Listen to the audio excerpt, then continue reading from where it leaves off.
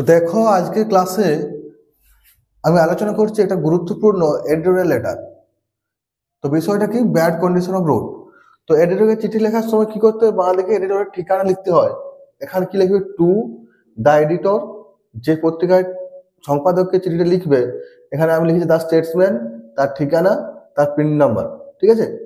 এবার সাবজেক্ট লিখতে হবে মাঝে, এখানে সাবজেক্টটা কি, bad condition of road.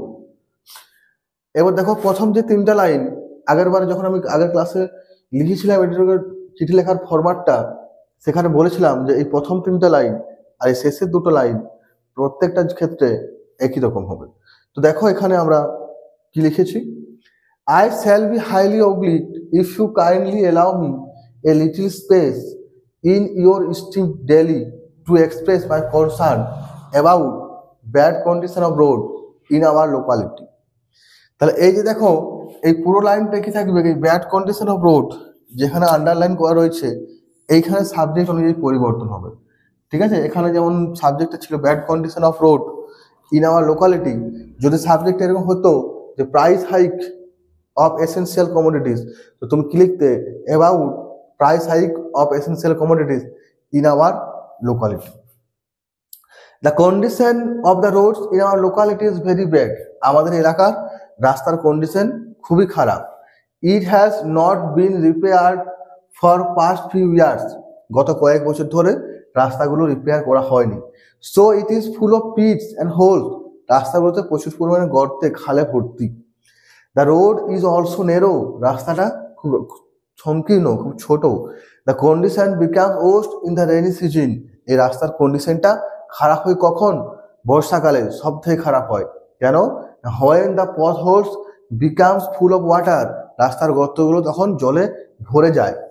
Sometimes they are not visible, কখন কখনো এই গর্তগুলো দেখাই যায় না, এতটা জলে ঢাকা পড়ে যায়। At this time even walking on the road is impossible, এই সময় এমনকি হাঁটাটাও খুব কঠিন হয়ে যায়। সাইকেল নিয়ে মোটরসাইকেল নিয়ে যাওয়াটা তো মুশকিল হয়েই যায়, এমনকি রাস্তাতে হাঁটাটাও কিন্তু ইম্পসিবল হয়ে যায়, অসম্ভব ব্যাপার একটা। দ্য রেসিডেন্টস আর ফেসিং, এই যে রেসিডেন্টস যারা বাসিন্দা রয়েছে, are facing a lot of problems due to the such condition of road, এই যে রাস্তার এরকম খারাপ অবস্থা, এই রাস্তার এরকম খারাপ অবস্থার জন্য যারা তোমার রেসিডেন্ট রয়েছে, এলাকাবাসী রয়েছে, তারা কিন্তু খুব সমস্যার মধ্যে রয়েছে।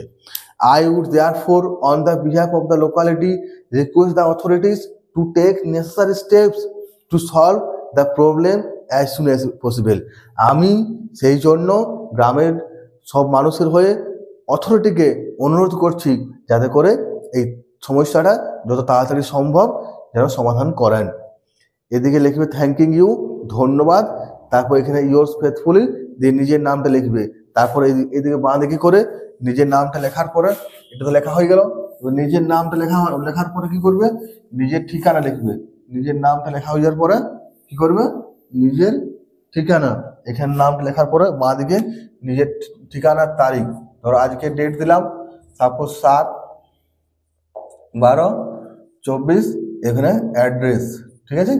এখানে নিজের ঠিকানা মানে নিজের ঠিকানা, ধরো আমি আমার ঠিকানাটা সাপোজ লিখছি খাতড়া বাঁকুড়া, এটা লিখবে বাঁ দিকে, ঠিক আছে।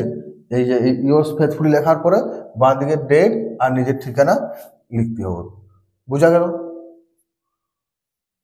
তো এই ছিল আজকের ক্লাসটা ভালো লাগলে ভিডিওটা লাইক করবে আর চ্যানেলটা সাবস্ক্রাইব করে রাখবে। দেখা হচ্ছে পরের কোনো ভিডিওতে।